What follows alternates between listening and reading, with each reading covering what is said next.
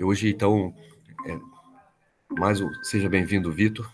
Mais uma aula de economia para não economistas. A aula de economia para não economistas, ela não tem a pretensão de formar ninguém para o mercado do trabalho. Os economistas, eles têm que fazer isso porque, enfim, esse é o objeto do esforço, da dedicação deles, e eles são contratados também como economistas, né? Quem contrata economista, em geral, é banqueiro. 80% dos economistas são contratados por banqueiros. E por que isso? Porque existe uma proximidade entre economia e finanças. As finanças precisam da economia como amparo, né? Como cenário para o discorrer dos movimentos diários.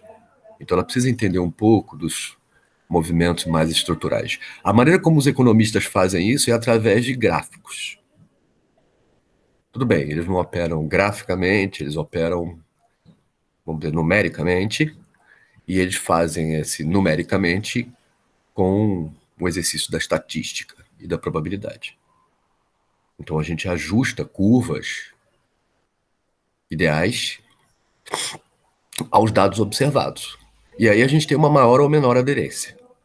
Essa aderência ela é chamada de R, que é um índice R2 estatístico, que mostra o quanto que os dados, que a realidade se afasta vamos dizer, das funções teóricas. Em geral, esses R's na economia são muito baixos. Muitíssimo baixos. Não importa as contas que os economistas fazem, o que eles observam é que quando a gente aplica as funções conhecidas para ciclos e tendências e suas movimentações, sazonalidades, séries temporais, essas coisas, quando a gente aplica isso, ainda assim o R é muito baixo. A não ser que a gente esteja vendo variáveis muito inelásticas. Por exemplo, quando a gente olha o faturamento das distribuidoras de energia no Brasil, né? Cada distribuidora está aproximadamente em cima de um estado com área de concessão, com responsabilidade sobre as residências e as pequenas empresas. Quando a gente olha para as distribuidoras, na sua totalidade, o faturamento delas ao ano, ali é uma função direta, de uma constante com a quantidade de energia. Então, consumida, né? Isso é demanda. Essa quantidade de energia, ela deveria ter uma regularidade muito grande. Então, quando a gente pega essas séries temporais ao longo dos anos, quanto mais longe a gente vai no passado, mais esperado é que haja aderência. E por quê? Porque o consumo de energia elétrica ele é muito regular, rotineiro, inercial do ponto de vista histórico. Quer dizer, ele se repete, ele se propaga no tempo.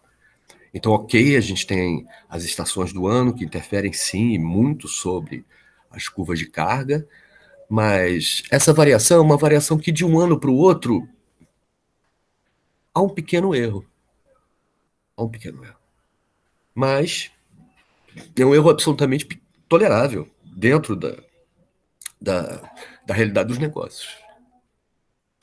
No entanto, nos momentos de crise, nem essas variáveis mais inelásticas, nem estas variáveis mais inelásticas têm um comportamento previsível. Então, no momento em que o sistema histórico ele se afasta da normalidade, e esse afastamento ele é progressivo,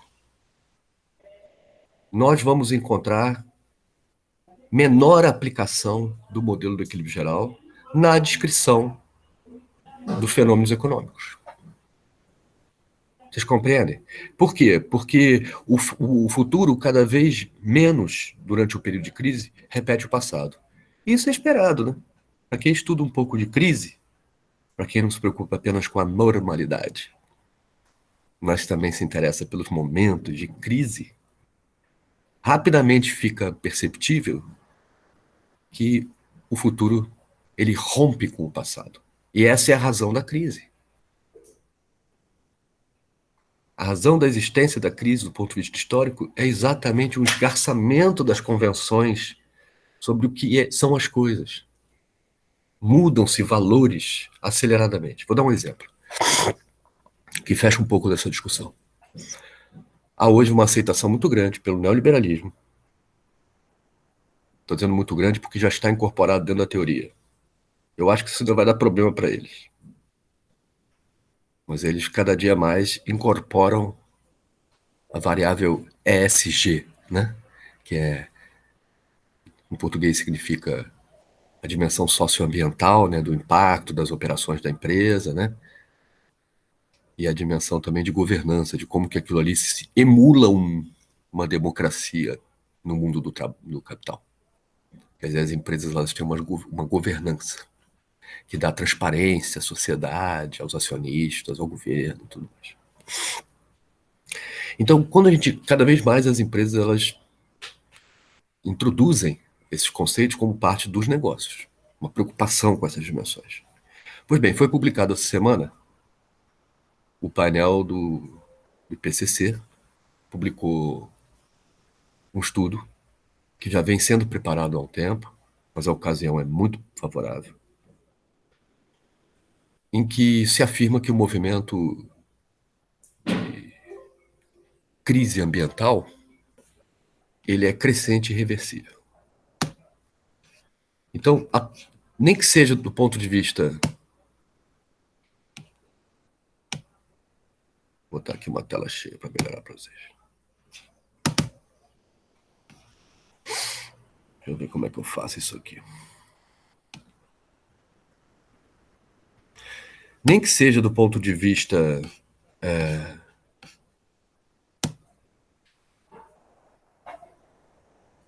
da agricultura, será irreversível, já é irreversível, que nós tenhamos uma degradação nos mercados globais. Ou seja, haverá, segundo se supõe, para a evolução do sistema natural do planeta, do clima, do microclima e, portanto, da agricultura e da ocupação humana, já se sabe, já se afirma que não tem volta. De que há um afastamento permanente e crescente em relação a uma normalidade. Não tem volta. O que significa para o neoliberalismo? Significa que agora há um imperativo de se compreender a realidade econômica fora da normalidade dos mercados. Se isso é irreversível, daqui a 100 anos, isso vai ser muito mais evidente. Nós estamos conversando agora, dentro de uma sala de aula, dentro de uma academia, onde essas ideias surgem, onde elas encontram um debate. Mas daqui a 10 anos é suposto que qualquer cidadão aí fora na rua já esteja percebendo isso. Percebendo que, diante do que nós temos aí fora, diante de uma crise, diante de um afastamento do ponto do que seria normalidade, não há mais normalidade, pelo contrário, as más notícias começam a superar em muito as boas notícias, há uma ausência de esperança, de perspectivas, as pessoas se mudam, elas saem dos lugares onde elas estão e elas vão para outros. Ocorrem movimentos migratórios, com todo o impacto sobre as populações que vão receber esses movimentos migratórios. Muito provavelmente, a fome vai imperar no mundo, numa dimensão que nós não conhecemos. Evidentemente que essas coisas vêm junto com guerra. A China hoje ela não sobrevive no seu grau de urbanização presente e tendencial, ela não sobrevive sem importações de alimentos, soja para os seus animais, para as proteínas, né? Entre outros, carne.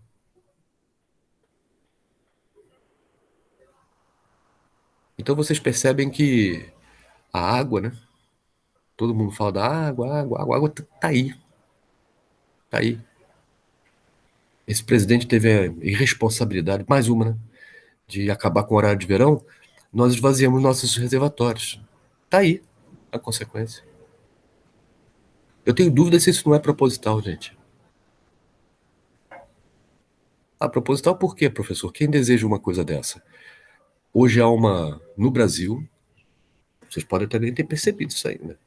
Mas nós temos uma guerra dos ricos contra os pobres. Eu não vou chamar de guerra, eu vou chamar de cruzada aqui.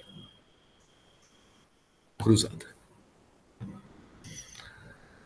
Durante o século XIX, prevaleceu no Brasil e no mundo uma fantasia de uma teoria sobre as raças que dizia, que defendia o branqueamento progressivo das raças, da raça brasileira, por exemplo. Branqueamento. Tem um quadro famoso que chama-se A Redenção de Cã. Não sei onde está esse quadro. É um quadro muito conhecido, final do século XIX, aqui no Brasil, que mostra um branco sentado assim, confortavelmente numa cadeira, e do lado dele uma mulata, com um filho já branquinho, parece o menino Jesus, sentado no colo dela. E ele olha para uma negra que é a avó, que está em pé, curvada, e como se ele estivesse abençoando ela. Ou seja, fazer a redenção de Cã. O que é Cã? Quem é Cã? Fazer redenção. Cã é um personagem bíblico, né? Ele, ele é um dos filhos de Noé. Noé acho que tinha 3 filhos. E o Cã tem um belo dia lá que Noé está dormindo, bêbado, caído lá num canto, nu assim, todo sujo, provavelmente. E o Cã entra nos aposentos do Noé e faz troça. Volta lá e faz graça com os irmãos, com todo mundo que estava lá fora dos aposentos do velho Noé. O Noé, quando sabe disso, chama todo mundo e amaldiçoa o Cã na frente de todo mundo. Fala, daqui para frente você vai ser o servo dos servos. Está lá na Bíblia. Daqui para frente você vai servir aos seus irmãos e aos servos dos seus irmãos. E Cã foi condenado. Só que Cã, segundo a história judaica, ele é responsável pelo povoamento da África. O que significa dizer que, na ideologia do século XIX, a redenção de Cã significava o branqueamento da raça. Essa ideia ela não vigorou só no Brasil, não, ela vigorou no mundo inteiro. Esse era o ideal do desenvolvimento brasileiro no século XIX. Nós fomos tardios, né, na abolição da escravidão. O primeiro estado a abolir a escravidão foi o Ceará. Ah, por que isso, professor? Porque tinha poucos escravos, é claro. O segundo foi o Amazonas. Por que isso? Porque para lá estavam convergindo muitos negros.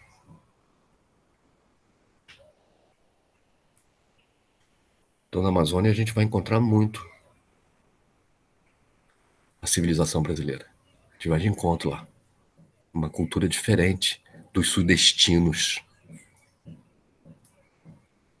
A gente na Amazônia vai encontrar o Brasil que a gente não conhece. Ele já é uma realidade, está lá. Já há muitos anos. Nós é que não conhecemos. Por que isso tudo tem a ver com a conversa que eu estou falando com vocês? Porque nós estamos diante hoje de uma nova teoria do branqueamento da raça. A superioridade branca, a sua doutrina mundial, ela está longe de ser vencida, gente. Esse é um sintoma da perda de normalidade permanente. Nós nunca mais vamos ter um ambiente, quando eu digo nunca mais, é um futuro longo, né? Ele é impressionista. Nós nunca mais vamos ter um ambiente livre da violência, do desrespeito, etc. Só há um caminho para isso, é a educação. Porque o que está na rua hoje é o triunfo da esperteza sobre a formação e os valores reais, né? Houve essa semana aí uma polêmica entre o padre Júlio Lancelotti e aquela acelerada aquela advogada que foi uma das corresponsáveis aí por tudo que está acontecendo. A Janaína Pascoal. Foi um debate, ela agarrada numa estátua de Jesus, do Cristo Redentor, né? Não é nem de Jesus, do Cristo Redentor. Ela não sabe muito de Jesus além daquela estátua, do que ela vê naquela estátua. E ela condenou o padre Júlio Lancelotti, polemizou. Eu não sei se vocês conhecem o padre Júlio. O padre Júlio, ele é um orgulho do cristianismo no país, né? Ele é um orgulho. Por quê? Porque ele lembra para todos nós, todos os dias, qual é a natureza do processo civilizatório brasileiro. A nossa sociedade não é centrada no individualismo maximizador, insaciável, materialista. Talvez a nossa cultura e a nossa sociedade esteja fundamentada na solidariedade, no combate ao sofrimento, à desigualdade, etc, etc. Mas o que eu estou dizendo para vocês é que a gente é uma folha. Os brasileiros são uma folha na ventania mundial. Quando os ventos ficam mais calmos, a gente consegue um pouso definitivo. Quando há ventania, a gente é levado de um lado para outro, sem ter a menor ideia de onde vamos parar. E os tempos são de ventania. Infelizmente, lá fora hoje, gigantes mundiais se erguem em posição de combate, na luta pelo grande latifúndio mundial. Eu quero dizer para vocês que não é que a guerra seja inevitável, a guerra já está acontecendo. Esse enfrentamento já está acontecendo. A gente não sabe muito sobre essa doença. Tudo que a gente sabe é que ela é uma arma.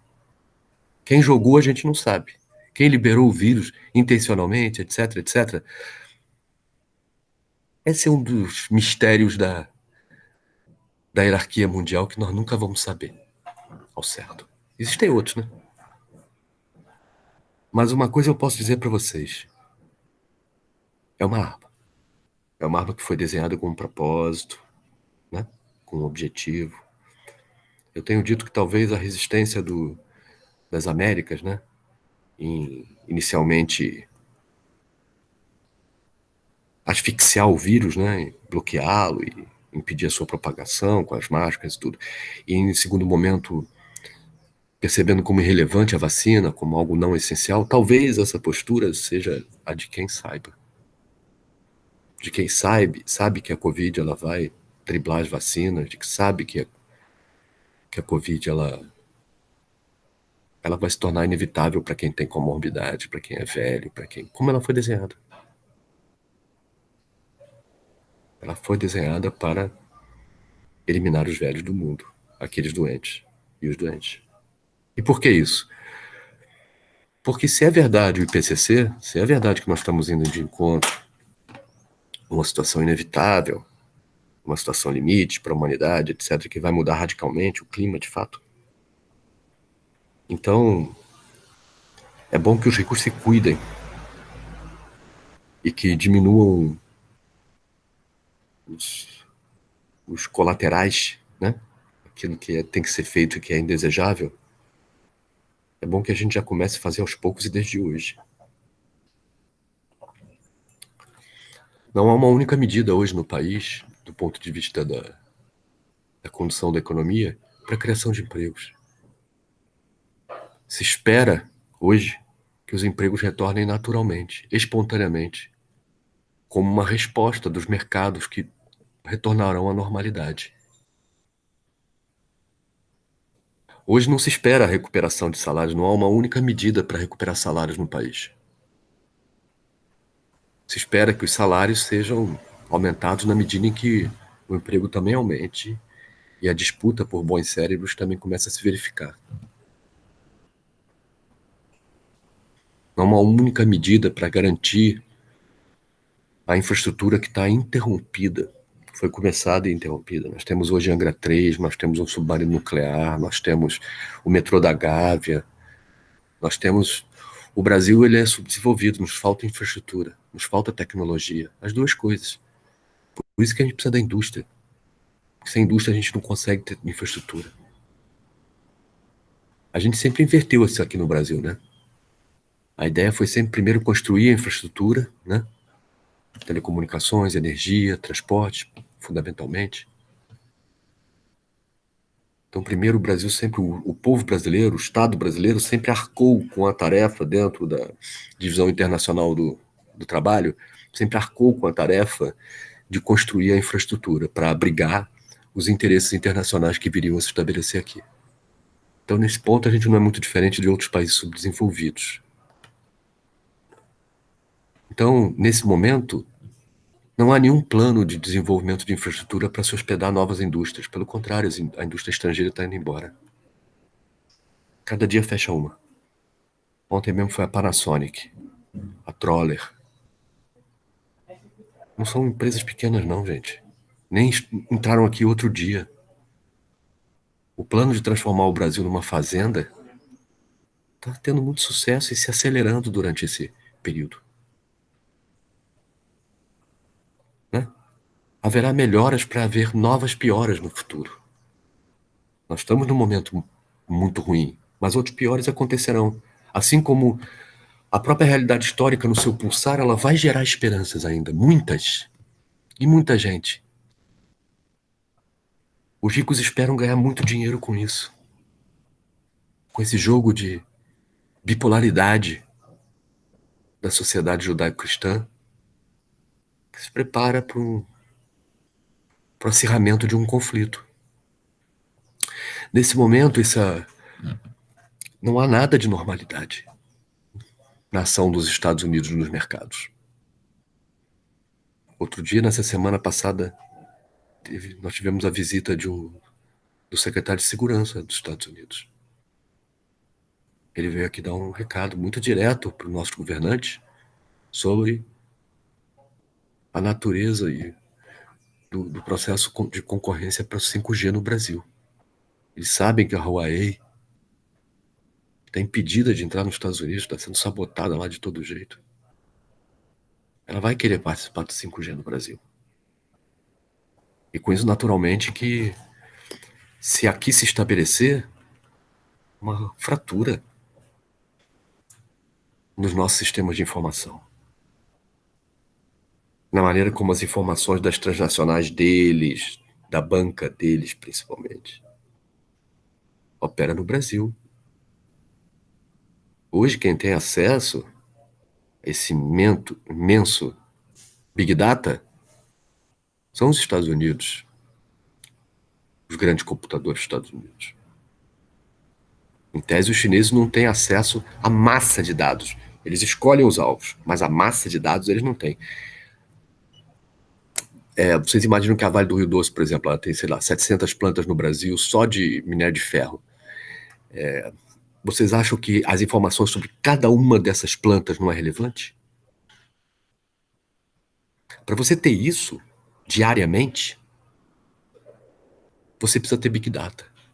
Para ter Big Data, você tem que ser dono da infraestrutura de telecomunicações. Então, ser dono da infraestrutura de telecomunicações significa dizer qual é a tecnologia que vai ser usada, porque a partir da tecnologia é você que desenvolve. Então, a entrada dos chineses no Brasil não é permitida. Ué, mas não é uma concorrência, não é um mercado, não é a mão invisível?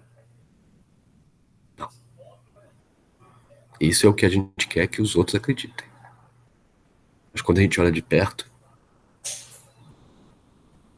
os donos do mundo, eles não têm a menor pretensão de respeitar a regra que eles mesmos estão criando.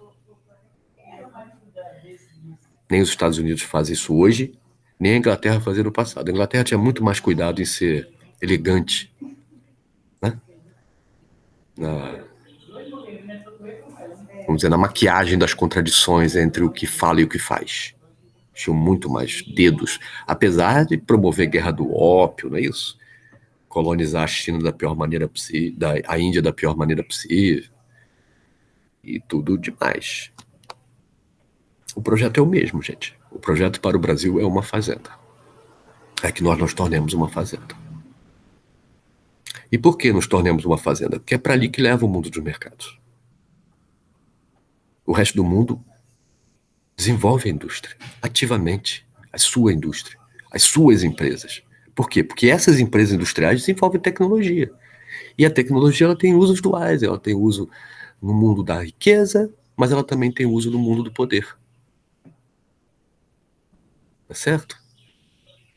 E é com base na dimensão de poder e dinheiro que a gente compreende a evolução da história. Que a gente compreende para onde os movimentos dos mercados apontam. Não é verdade? Então, por essa razão, eu tenho eu tenho esse pessimismo, que é um combinado também de racionalismo, né? Só um momentinho, deixa eu fechar ali uma porta que tem uma senhora falando muito alto, peraí.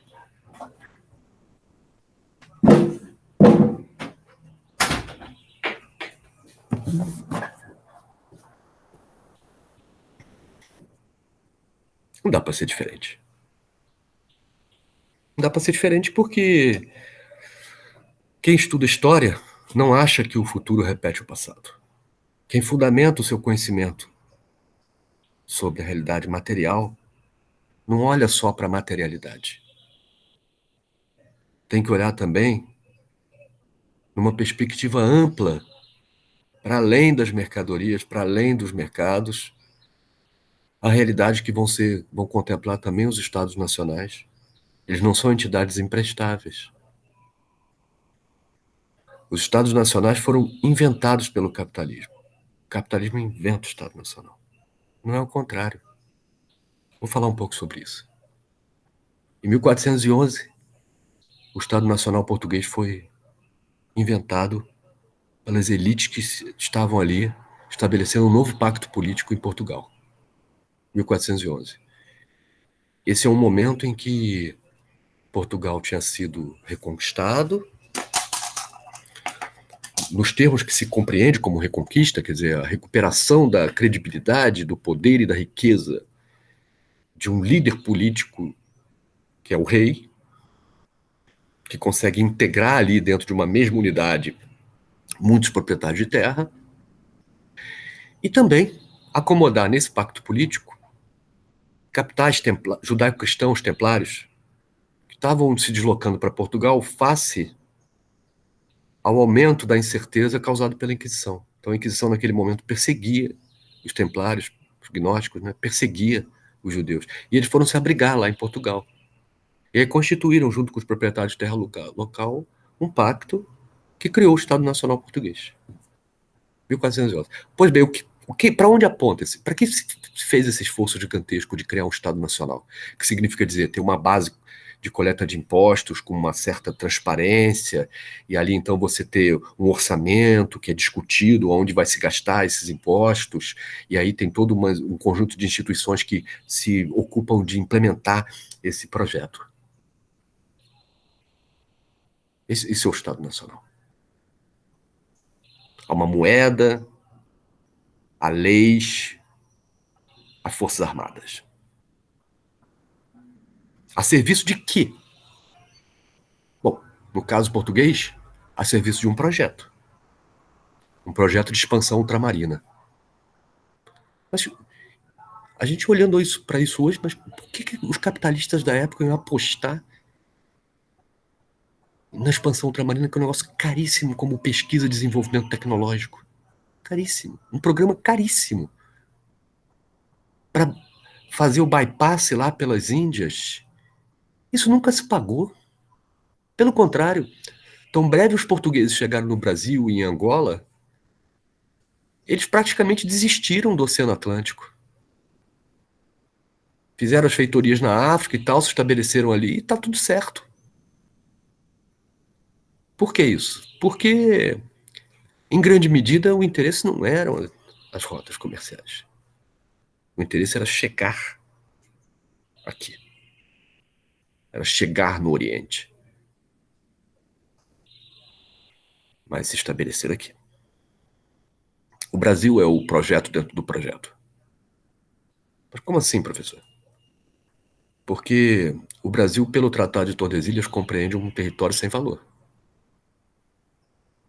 É uma história muito bonita, um dia eu espero contar como que o Tratado de Tordesilhas ele é supostamente feito em cima do nada, mas que, à luz das informações que a gente supõe que estivesse naquela ocasião, se negociaram as antigas civilizações.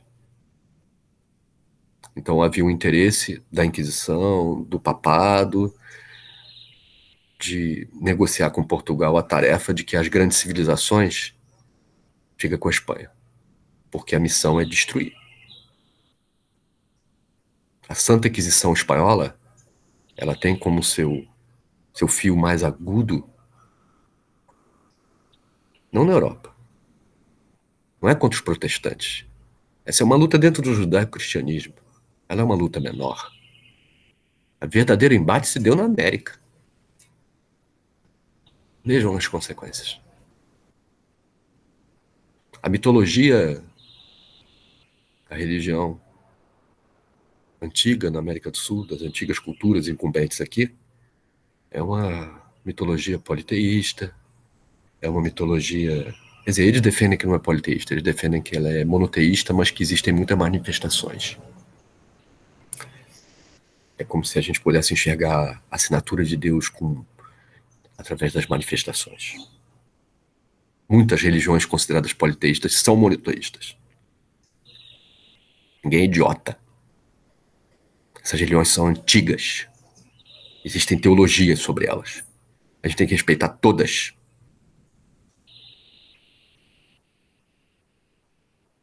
Respeitar de verdade, é procurar entender, conhecer. Abrir o coração. Senão a gente não entende. A gente diz que entende. Entender é dar mergulho.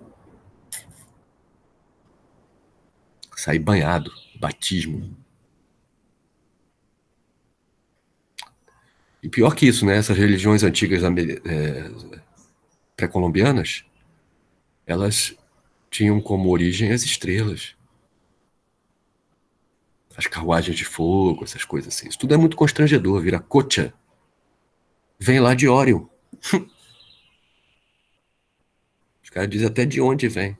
Aí você começa a tentar entrar um pouquinho no universo deles. Quanto que esses caras conheciam do que eles estavam falando? Vixe, Maria. Lá em cima desses morros aí tem coisa que a gente não explica. Você leva um engenheiro civil lá, conhece todas as tecnologias de construção pesada no planeta, e o cara ajoelha diante daquilo.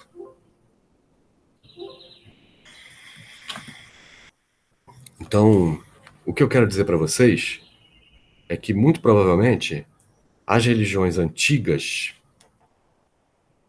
não apenas na América do Sul, mas na Índia também, no Japão, na China, as asiáticas, que permaneceram, elas têm esse constrangimento de serem politeístas, de ter seus deuses nas estrelas e tudo demais. Então eu posso estar errado, mas nós também estamos nos aproximando de uma guerra religiosa. Vai ter conotações religiosas, isso tudo aí. Em algum momento. E Portugal ele fez isso. Essa turma, eles fizeram um investimento, vieram para cá, mesmo sabendo que aqui os espanhóis toleraram, porque, vocês querem ir lá de cá, vocês fizeram todo esse esforço, vocês foram os magos da história. Cristóvão Colombo foi um espião, foi lá para Sagres, viveu lá, aprendeu as coisinhas todas, depois veio para cá como mercenário, vagabundo, e deu para a gente a tecnologia, fez a transferência de tecnologia. Nós corremos atrás, chegamos lá primeiro. E aí começamos a dar conta da nossa missão. Portugal quer ficar com esse pedaço de terra sem valor? Não tem problema nenhum.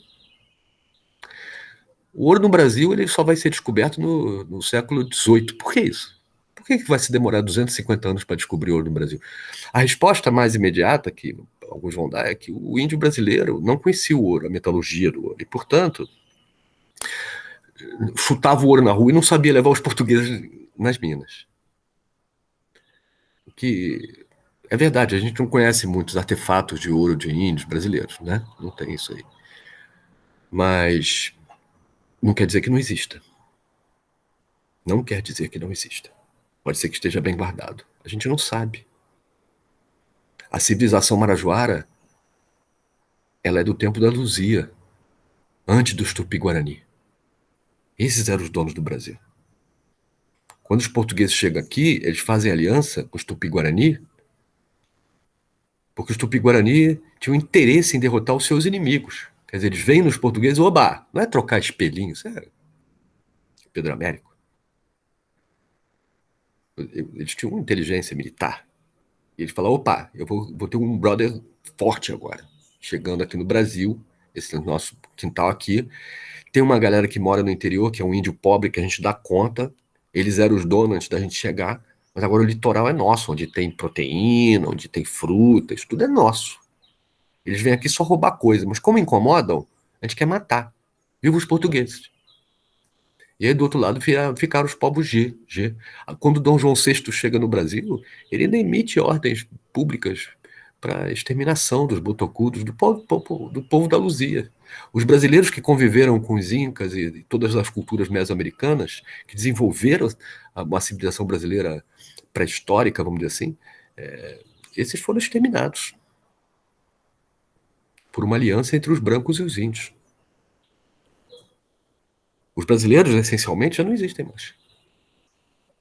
Darcy Ribeiro vai se ocupar de tentar estudar isso, os irmãos Vilas Boas, todo mundo, né? Quando se toca de que tem uma galera que não é Tupi-Guarani, eles querem entender de onde veio essa gente. Não veio de lugar nenhum, eles é que eram os donos. Os Tupi-Guarani são uma horda tardia, um movimento migratório tardio. É isso? Então é isso que os portugueses encontram aqui, uns índios que são amigos, não são inimigos, são amigos. Eles fazem uma aliança contra os mais pobres. Eles são uma espécie de uma elite no Brasil. E aí eles se juntam com a elite dominadora estrangeira. E aí a elite local se estabelece como sociedade. Os negros vão ocupar a base, tá entendendo? Os negros, quando entram, eles já estão pensados lá em Portugal, já é parte do projeto. Os jesuítas que vêm aqui conquistar um exército de almas para o judaico-cristianismo vai atuar junto dos índios, ponto. Só é batizado filho de branco com índio, ponto. Filho de branco com negro não é batizado. Não é batizado, não tem direito à escolaridade. Não tem direito à escolaridade. É a base da sociedade. Vão dizer que a gente não tem uma dívida histórica com os negros? Claro que temos. O nosso passivo social com os negros no Brasil é incalculável. Incalculável. Não chega perto do passivo que a gente tem com os índios.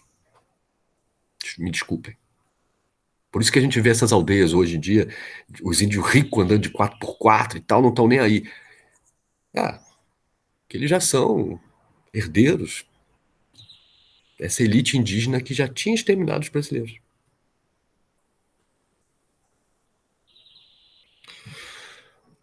Então, por que isso? Porque logo em 1530 já chegam ao Brasil os primeiros engenhos de cana-de-açúcar. Aí a gente entende o projeto dentro do projeto. O projeto é um projeto industrial. A agroindústria da cana-de-açúcar, do açúcar. Tá bom, professor, e o que é o açúcar para a Europa? É um negocinho para fazer doce? Não.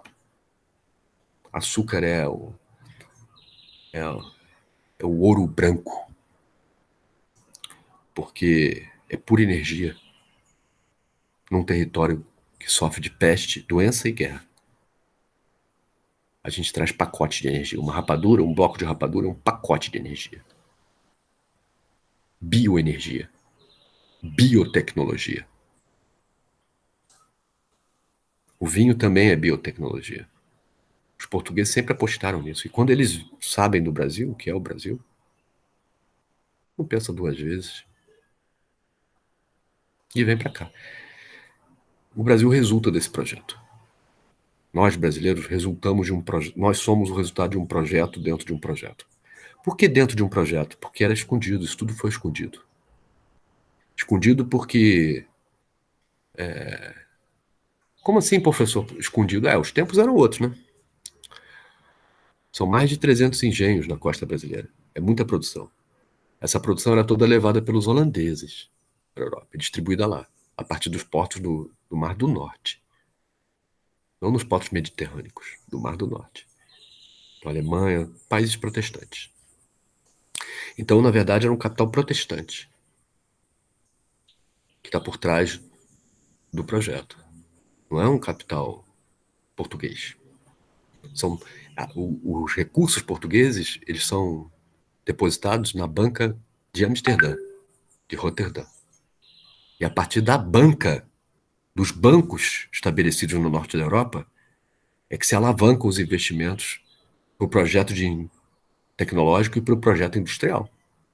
Então, os engenhos brasileiros são todos financiados com capitais holandeses, protestantes, colocados fora do circuito inquisidor espanhol.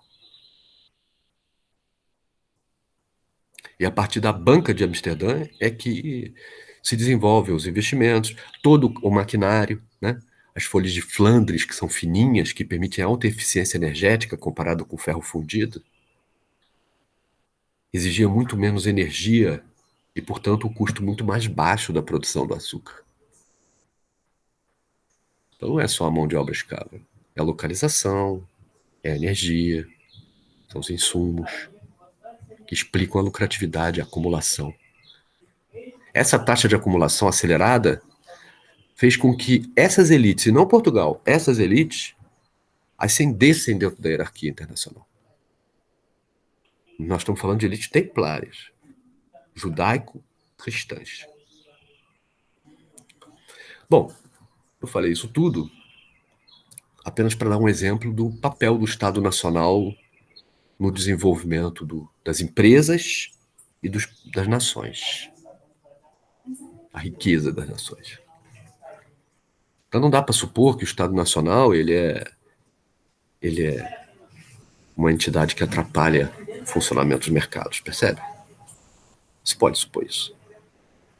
Tem que supor o contrário. Tem que supor que o Estado Nacional foi criado para potencializar a economia de mercados. Só que esses mercados eles não são impessoais. Eles têm nome e sobrenome. Eles têm localização, eles têm endereço. E aí a questão das nacionalidades, das culturas, das famílias, das empresas que essas famílias controlam. E da maneira como tudo isso é hierarquizado num sistema mundial de organizações. Não é de mercados, é de organizações, onde o Estado é uma organização especial dentro desse processo. Ele é uma organização especial porque ele é um vazio que é preenchido pelos interesses externos daquela sociedade no mundo, com interesse, todos os interesses naquele território, dado território, o Brasil, convergem para a montagem do Estado Nacional Brasileiro. Eu tenho falado isso muito aqui. Então, o Estado Nacional ele é uma organização especial porque, além de dotado de poderes únicos, como a emissão da moeda, né? Como o sistema de contratos, judiciário, né? A maneira como você julga as leis e produz as leis, e a maneira como você também impõe pela força os contratos sociais. Então, não é para parar em cima da calçada, você remove com um reboque. Você impõe a lei. E a lei ela tem uma medida pecuniária, que é a moeda.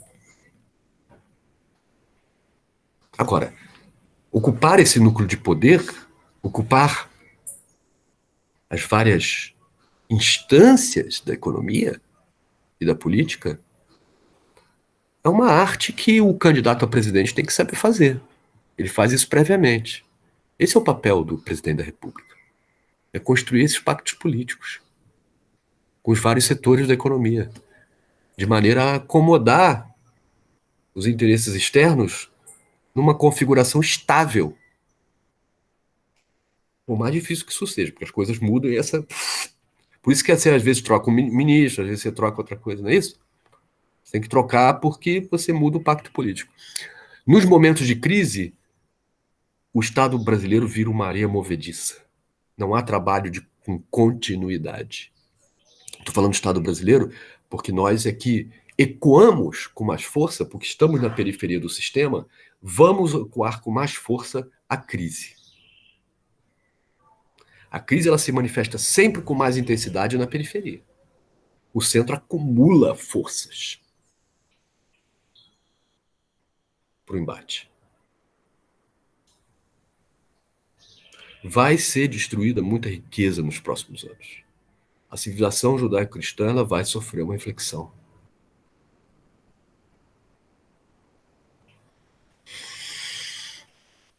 Estou assustando vocês um pouco, né? Bom, meus filhos têm 18 anos e eu converso isso abertamente com eles, porque a gente tem escolha, a gente tem que saber o que fazer. Para onde ir? O que levar? Com quem ir? Essas são perguntas que a gente tem que fazer para o país.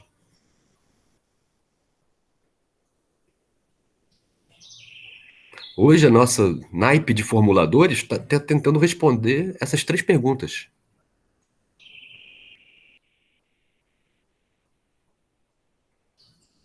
E a resposta dos mercados está dada. Absolutamente dada, gente. São os ricos. Esses vão se defender do que está vindo aí. Esses ricos se associam internacionalmente. Eu já falei para vocês, eu acho que tem uma. Dependendo do nível na hierarquia, você tem acesso a informações. Quanto mais em cima, maior o nível de informações. Maior o risco à tua vida também, né? Por isso que tem que ter muita confiança para você subir na hierarquia. A moeda do poder é a confiança. E a confiança ela está baseada nos atos, mas também nas palavras, nos compromissos verbais. Por isso que é importante a política, né? Se eu digo para vocês assim, combinado, tem que estar combinado. O que vocês vão sair daqui e fazer um monte de coisa partindo da premissa de que está combinado. E se não for assim, não há possibilidade da política ocorrer. Agora, olhem para o que nós temos hoje. Vejam o nível de confiança que os participantes dos jogos de poder mundial depositam no capataz do Brasil. É nenhuma. O Fernando Henrique Cardoso, quando foi escolhido lá nos anos 90, ele foi escolhido para implementar o consenso de Washington no Brasil.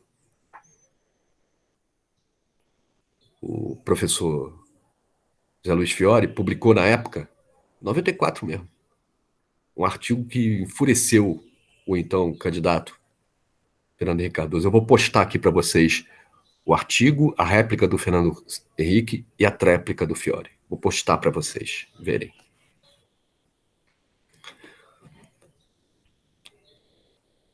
O Fiore diz isso para o ex-presidente. Fala, olha, vai ser eleito, ou foi eleito, para ser o lacaio dos banqueiros.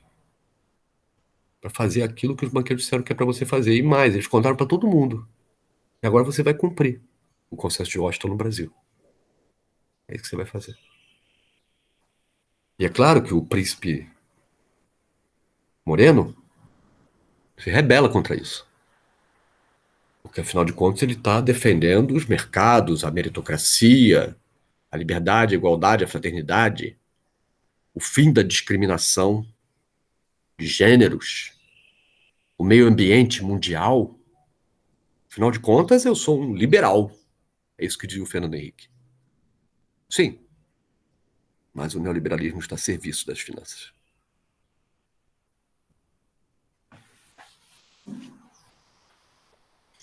Depois veio o Lula. O Lula, ele é um torneiro mecânico, ele veio do setor automotivo, do setor industrial. E aí, como tal, ele tem a confiança do setor industrial. Ele sentou na mesa, muitos anos, do outro lado da mesa, negociando com o alto comando das montadoras no Brasil, né? Que são o carro-chefe da indústria. Quando elas vão bem, a indústria brasileira vai bem. Quando elas vão mal, a indústria vai mal.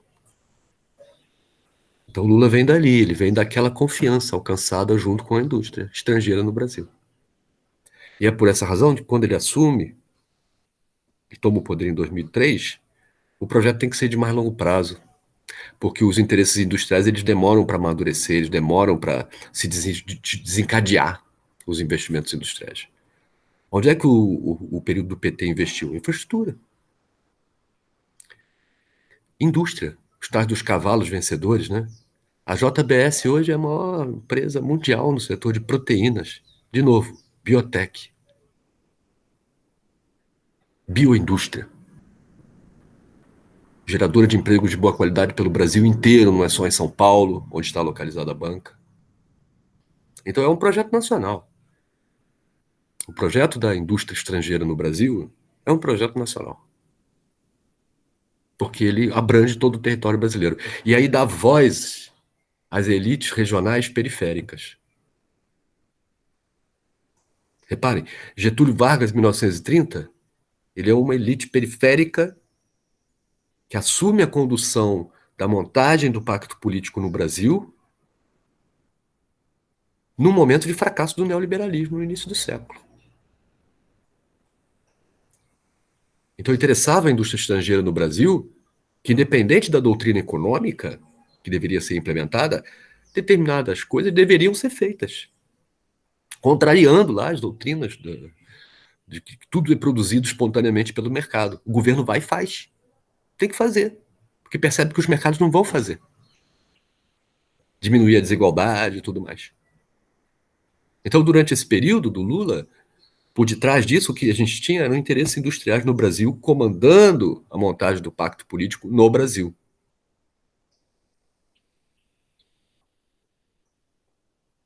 E aí, esse troço dá certo, né? Dá tão certo que daqui a pouco o Brasil quer um projeto para ele mesmo. Já não quer mais ser um implementador de projetos. Ele quer ter seu próprio projeto. E aí nós estamos entrando na Dilma. E aí tem um momento que lá fora eles tocam que não pode ser assim. E aí vem e desfazem tudo. Dessa vez, os nossos dominadores tomaram a decisão de que nunca mais nós podemos ter um projeto nacional. Nós tivemos o primeiro na Inconfidência, fracassou, depois tivemos Getúlio, foi para frente, depois acabou com o tiro no peito, depois teve o Juscelino, depois teve... Foi seguindo, né? Os projetos nacional, ele foi tomando corpo. Quando chega nos militares, tem um Brasil potência com... Aí aquilo é cortado. Nós entramos numa crise. Ele é abortado, os militares. Foi negociada uma anistia, todo mundo fica bem com todo mundo, mas ali cai fora. Essa foi a mensagem para os militares. E agora é a mesma coisa. Para Dilma foi um cai fora. Nós também vamos desmontar, só que dessa vez é para sempre. Então a gente vai atacar o Itamaraty, nós vamos destruir a capacidade de articulação internacional do Brasil, nós vamos atacar a Universidade Brasileira, de onde veio boa parte da formulação, nós vamos atacar a indústria brasileira, os empreiteiros, a nossa engenharia, a nossa tecnologia de construção civil pesada, que é a melhor do mundo, eu já falei aqui. Nós vamos atacar a Petrobras, desmontá-la, porque ela também foi instrumento de projeto nacional pelo pré-sal. Esse é o quadro geral do que vem sendo implementado desde do golpe de 2015, 2014, 2015. A Dilma nunca assumiu. É 2014, 2015. Não deixaram ela assumir. Não deixaram a Dilma assumir. É só voltar no tempo. O impeachment é em 2016, mas não houve 2015. Já não era a Dilma. O projeto já estava sendo desmontado. Há um agente internacional, esse Moro aí é um agente internacional do Departamento de Justiça norte-americano, que, numa articulação com a mídia corporativa e com as forças de segurança, NSA, etc., equipara a Polícia Federal do Brasil para uma espionagem que levou a calúnias jurídicas para eliminar a possibilidade de implementação do projeto no Brasil. Isso agora é definitivo, não vai ter mais. Ah, mas o Lula vai voltar. Não é o Lula que vocês conheceram. Se o Lula voltar, não acredito. Se o Lula voltar, não é o Lula que vocês conheceram. É o outro Lula. É o Lula dos banqueiros. Porque agora não vai ter espaço Nada além disso. O Brasil vai ser colocado numa situação de pescoço para os vampiros internacionais. Porque o papel do Brasil no mundo agora é fornecer alimento, fornecer água, fornecer, se possível, energia e fornecer também juros sobre dívida, de maneira que esses juros sobre as dívidas crescentes no Brasil possam alimentar o esforço de guerra. Não é necessário o Brasil se envolver na guerra. Deve haver uma diminuição populacional compatível com o seu posto de fazenda, minérios e agricultura, mas não é suposto que o Brasil contribua para a guerra. O suposto é que a gente mantenha pagando a dívida. Se os brasileiros mantiverem os pagamentos das dívidas, se o governo brasileiro continuar honrando os contratos de dívida, não tem saída para nós. O dólar é uma arma, igualzinho ao canhão. O Irã caiu de 4 recentemente por sanções econômicas. A China hoje sofre sanções econômicas. A Rússia sofre sanções econômicas. A Venezuela sofre sanções econômicas. A Coreia do Norte também. Então, o eixo do mal, ele é levado a se unir na medida em que estão sendo acuados. Quer dizer, uma aliança entre Rússia, China, Coreia do Norte, Venezuela, não surpreende. A Irã não surpreende, porque esses países estão sendo acuados pela política externa norte-americana. Não tem nada de mercado, não tem nada de livre mercado. Vocês acham que eles iam se submeter a essa guerra? Eu não falo só dos Estados Unidos, eu falo o subsistema judaico-cristão, aonde no território dos Estados Unidos se situam as elites mundiais. E por que se situam lá no território dos Estados Unidos? Porque lá é o lugar mais seguro. Cara, é o centro do sistema. Vocês acham que eles vêm para a periferia? Só quem fez isso foi Portugal e porque invadiram. É o único caso na história da humanidade de transmigração transoceânica da elite, como eles fizeram, num momento para o outro. Eu até acho que um dia a Califórnia vai acabar sendo a capital dos Estados Unidos. Mas isso supõe a derrota da China. Enquanto a China estiver rivalizando, tudo bem que tem um oceano Pacífico entre essas duas feras, mas você ainda bota a capital lá de lá, perto da Europa, lugar mais seguro do planeta. Lá mora, em Nova York, mora a elite mundial. Pode esperar. É onde está a banca. É onde está a banca. Ali é o centro do mundo.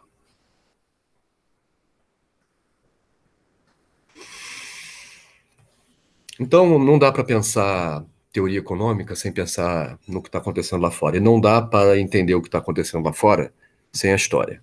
Através das técnicas matemáticas de projeção para o futuro daquilo que a gente viu no passado, cada vez menos vai se compreender o que está lá fora. E quanto menos se compreende, mais se faz besteira do ponto de vista da política econômica se a tua matriz é neoliberal. Agora, todas essas besteiras, elas são desejáveis pelos interesses que as conduzem. Há uma antecipação do agravamento da situação econômica brasileira e, eventualmente, é isso que se deseja. A vida nas cidades grandes brasileiras vai ficar impossível. E daí? Só precisa da Faria Lima em São Paulo. Fica bem. É lá que trabalha e mora a turma. As cidades já são hoje enormes conglomerados de pobreza em torno de uma minoria próspera, branca. Cidades brasileiras já são assim, elas já são grande Joanesburgo. Então, eu vou fazer essa conta. Há quanto tempo atrás Joanesburgo era o Rio de Janeiro? Só fazer essa conta. Nunca ninguém fez essa conta. Quer dizer, nós somos eles amanhã. Ou eles são a gente. Né? Bom, eu espero que vocês tenham compreendido um pouco da maneira como nós vamos apresentar Keynes. O Keynes já vai ser apresentado dentro do contexto da história, não é do contexto da matemática. Operar o modelo mental keynesiano é operar ele junto com a história. A gente só entende a história a partir das lentes keynesianas, mas, por outro lado, isso vai fazer com que a gente conviva com dois modelos mentais. O modelo mental neoliberal, que a gente vai usar para se relacionar com o mundo, no ambiente do trabalho e tudo mais, como ator, como uma pessoa que desempenha um papel que não foi ele que escreveu, que faz parte da vida. Mas tem momentos que vocês vão exercer a crítica, e isso vai ser inevitável, a partir das matrizes corretas para se entender o que está lá fora, que é Keynes e a história. Tá bom? Então, na semana que vem eu já começo a introduzir Keynes e já há vídeos que eu vou distribuir para vocês verem. Tá bom? Vídeos assíncronos que eu vou pedir para vocês já assistirem. Pra gente dar um passo adiante. Tá bom? Queria agradecer vocês, dizer que foi ótima a convivência no dia de hoje. Deixa eu só tirar aqui agora a gravação e nós estamos combinados.